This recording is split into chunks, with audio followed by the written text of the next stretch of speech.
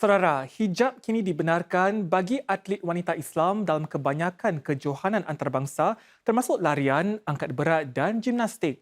Dalam tarian, Stephanie Curlow dari Australia mencatat sejarah sebagai penari ballet berhijab profesional pertama di dunia.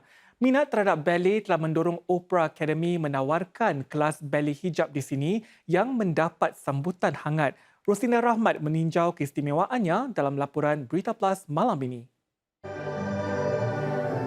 Gabungan sempurna, keanggunan dan kesopanan dalam seni tarian. Direka khusus untuk memperkasa para penari sambil menghormati warisan budaya mereka. Inilah hijab ballet, ilham syarikat Akademi Bangsawan Profesional yang pertama di rantau ini. Lebih teliti dengan keadaban dan ketertiban dalam persembahan mereka.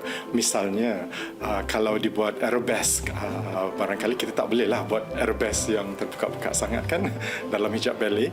Kesopanan dan kesantunan, itu yang kita utamakan.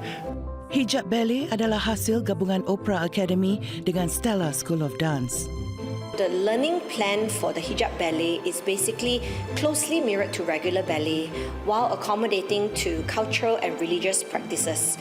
An integrated program to expose local Malays to the same program that we have for regular students, creating a nice and inclusive environment for people of this culture to be able to enjoy or dance in a respected environment.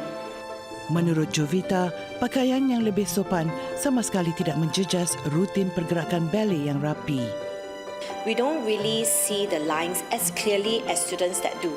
But as teachers, when we correct them, it may not be very, very visible from the eyes of the audience, but the flow, the technique, and the expectation of posture is just shown even through that outfit. Elemen kesopanan diterapkan ke dalam rutin ballet yang diajar menarik perhatian pelajar seperti Tiara. Baginya, beliau tetap bebas untuk mengekspresikan diri melalui tarian. Tetap kelihatan cantik.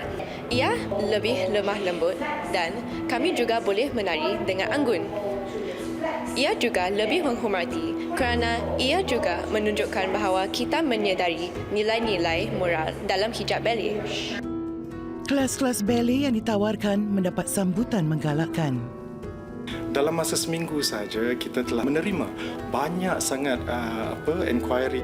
Studio kami telah dipenuhi dengan para pelajar semuda 4 tahun dan sehingga yang veteran, para pelajar yang baru ataupun yang mantan juga yang ingin belajar ballet atau kembali ke dunia ballet. Ya, agak mencabar. Tapi saya harap dengan memasuki kelas ballet ini, ia dapat memupuk minat dan dapat mengajar dia lebih berdisiplin dan tidak putus asa. Itu peluang keemasan untuk mengembangkan bakatnya sebagai seorang penari dan moga-moga ia juga dapat membina keyakinan diri dia dan mengukuhkan identitinya sebagai seorang Melayu Islam di Singapura. Demi menjaga aurat, kelas-kelas hijab ballet tidak dibuka kepada peserta lelaki. Kanak-kanak pun berasa tenang dan senang untuk belajar langkah-langkah ballet dan menghargai nilai estetik yang ada di dalam tarian ballet. Hijab ballet ni perfect untuk dia dapat experience this art whilst not compromising her aurat. Berdasarkan sambutan dan keunikan program ini, ada rancangan untuk memperkenalkannya di luar negara. We're hoping to be able to raise a new generation of students to be able to expose Malay culture and to be able to expose hijab ballerinas in the world. Hijab ballet ini bukanlah salah satu genre yang telah diceburi oleh mana-mana pihak. Kami ingin jugalah untuk meneroka pasaran-pasaran di luar Singapura, terutamanya di Malaysia, di Indonesia, di Brunei dan juga di Australia, insyaAllah.